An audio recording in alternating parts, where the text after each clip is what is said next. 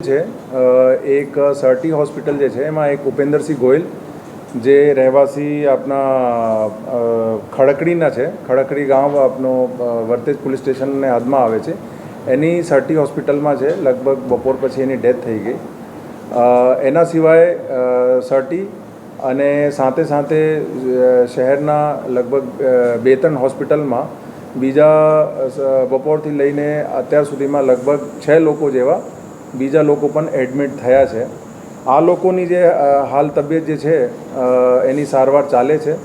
અને આ લોકોની જે અમે તપાસ કરતા એક કોમન એક જે થીમ આવી છે કે આ લોકોમાંથી મોટા ભાગે જે છે લોકો રોયલ સ્ટેગની ડુપ્લિકેટ જે બોટલ હોય છે એ લોકો એનું સેવન કર્યું છે અને એનાથી જે છે એની આ લોકોની તબિયત જે છે લથડી ગઈ છે.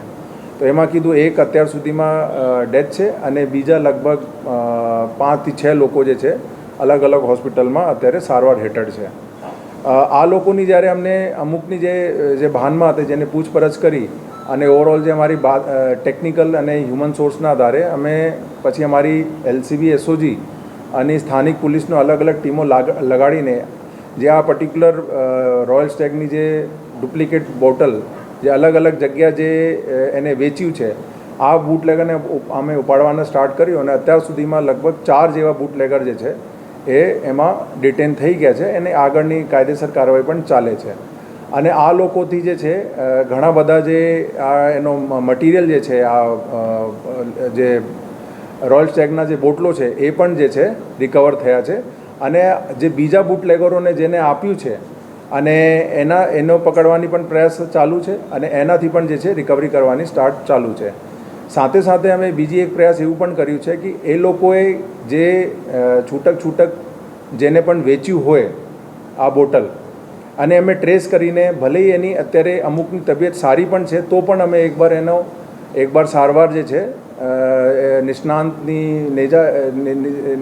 ડૉક્ટરને જે આગેવાની હેઠળ એની સારવાર અમે કરાવી રહ્યા છે એને કોન્ટેક્ટ કરીને આગળથી.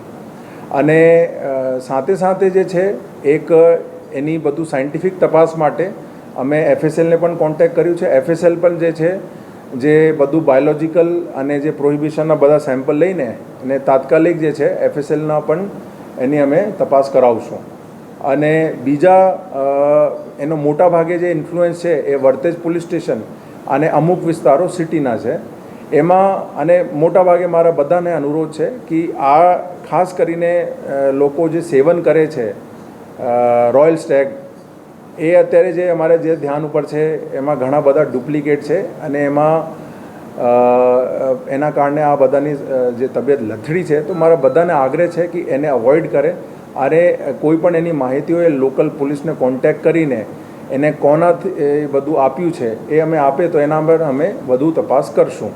અને કોઈએ બાયચાન્સ સેવન કર્યું છે, કોઈને બાયચાન્સ અમારાથી રહી ગયો હોય કે અમે કોન્ટેક્ટ અમારા લેવલે નથી થયું અને થોડું પણ ડાઉટ હોય તો તાત્કાલિક જે છે એ લોકો આપણા નિયરેસ્ટ જે હોસ્પિટલ છે અહીંયા એ લોકો જે છે સારવાર માટે ભરતી થાય અને એની સારવાર કરવામાં આવશે વ્યવસ્થિત. અગર સમયસર લોકો જે છે ડૉક્ટરની એક્સપર્ટ એડવાઇસ લઈ લે અને ભરતી થાય અને એ લોકો જે પછી સારવાર જે આપે છે એને પ્રોપરલી કરવામાં આવે તો એમાં લોકોની ઘણી બધી એવા પણ લોકો છે જેની સિચ્યુએશન અત્યારે હાલ સ્ટેબલ છે.